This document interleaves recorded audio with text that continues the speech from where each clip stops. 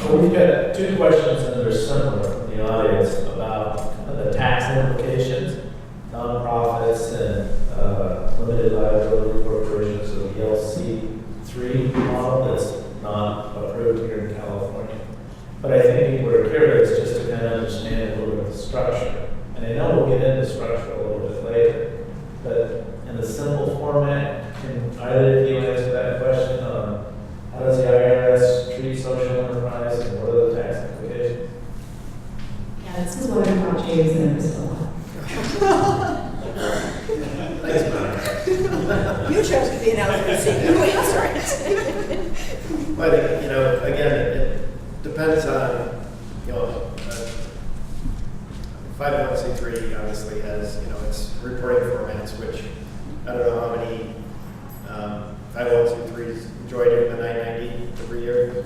Do you like it? No? Kind of a pain.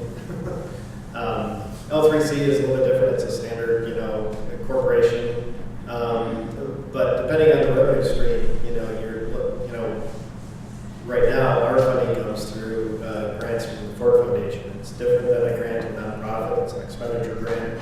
We've got to track every penny that we spend because we've got to report that out to the foundation. But what we do is when we get the money in, we have it as unearned revenue. We carry it forward, and then as we, much like a lawyer would have a retainer, and then they draw against the retainer, we draw against the grant based on our expenses. So from year to year, we're not really showing any profit, or very little profit. But as an L3C, a low profit limited liability corporation, the taxes flow to the members. And so on an annual basis, like a K1, showing any profit that is been earned by the organization, and then that flows to my taxes. So, but depending on how you're doing the accounting, there's not if you're not showing a profit or a huge profit, then there is personally no tax implications. And I would just add that given the fact that California did just 3 weeks ago pass the benefit corporation law and the flexible purpose corporation law, I would say, go online and look those up. They're new entities. And in terms of the L3C, you can register as an L3C in any one of 11, well, there are 9 states and 2 tribal entities that have approved L3C legislation. But because the L3C is like a spin-off of an LLC, you then can register to do business in any state in the country. So you formally set yourself up as an L3C in one of those states where they're permitted, but you can do business anywhere. So before you give up the microphone, say somebody here wanted to set up a social enterprise today. How would they set that up? Is it nonprofit or is it for-profit? Or do they have a choice? You have a huge choice, and that's the complexity. I would say if you're interested in setting up a social enterprise, do your homework by really figuring out and using some of the tools online, figuring out what kind of legal structure is best for you depending on what it is that you want to do. REDF in San Francisco has online tools that let you do that kind of analysis with yourself and your board and your partners to drill down. I found that tool pretty useful. So it's REDF, just go on their website. They have 100 million different toolkits. They're a great organization. The other folks is Adler & Cohen. It's a law firm that has online a side-by-side chart that compares the advantages and disadvantages of a for-profit or non-for-profit entity. Again, Adler & Cohen, just Google them and that will come up, and that's also very useful as you're trying to do the pros and cons of how to set up. I guess, if I were to set up a social enterprise, I would basically try to use somebody else's 501c3 until we prove the concept. So instead of creating another organization, you could have a partner act as fiduciary, put as much resource into the actual activity as opposed to brick and mortar or infrastructure, or into setting up the legal entity. Once you've proven the concept, like an R&D lab, then take a look at the various opportunities. When I looked at it, have a good lawyer and have a good accountant, because they're the ones that are going to be able to tell you, the best structure that's going to fit with what your sustainability plan is and the revenue streams and stuff that you're bringing in. Realistically, the potential of if you're hiring a earn a profit, by your description of that. So the process planner and everything I say right now is I'm not a business person, but so that's the first thing. But clearly, it depends, right? And so as I've been trying to understand the role of social enterprise and what is social enterprise, okay, so it depends on what. And some of the things that I found are interesting as questions to ask is, well, okay, so first of all, you have to say, okay, what am I trying to accomplish, right? What is it I'm really trying to do here?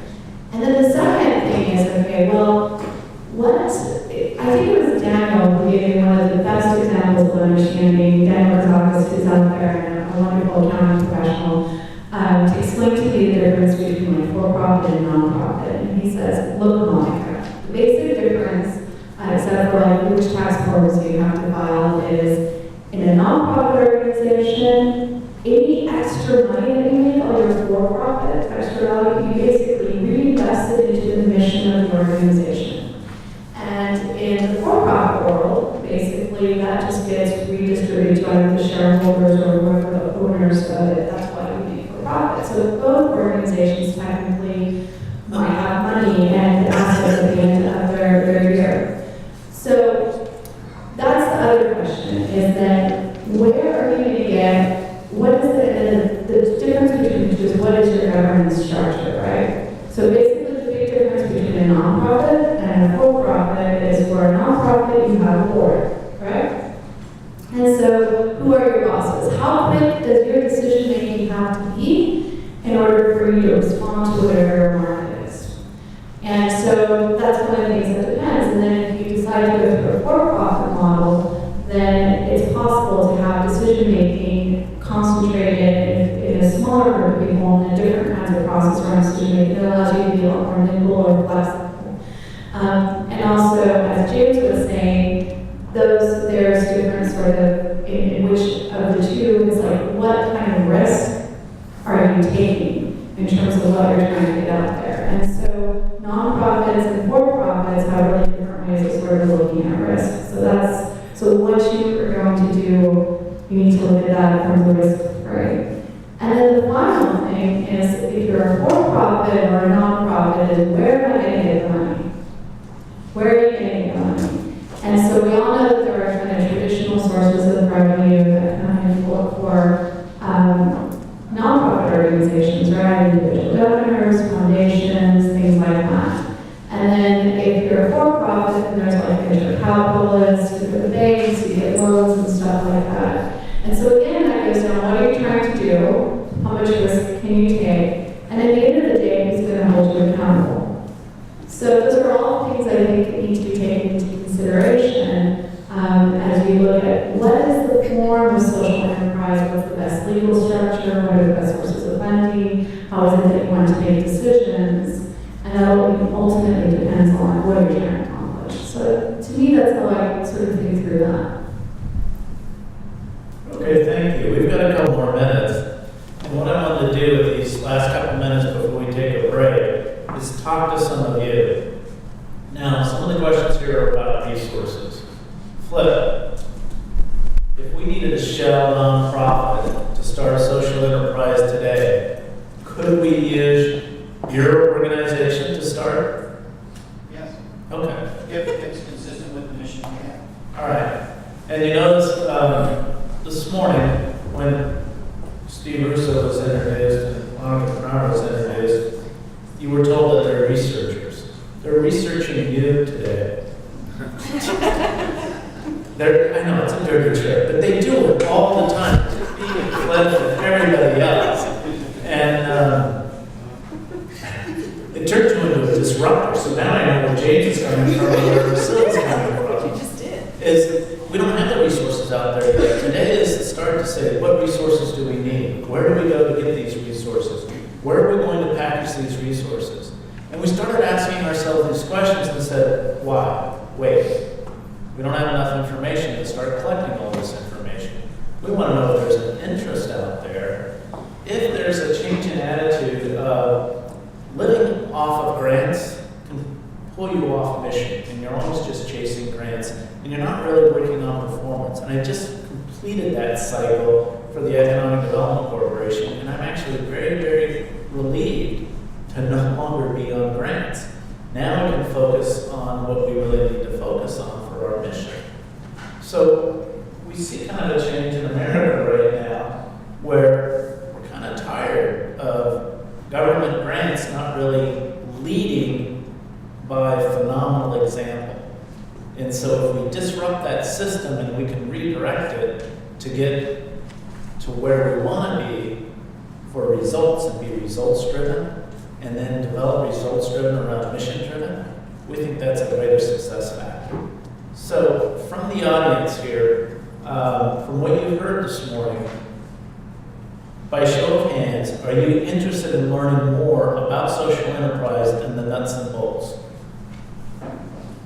Okay, so we brought some speakers here that can go into a little bit more detail on case studies and show you some of the nuts and bolts.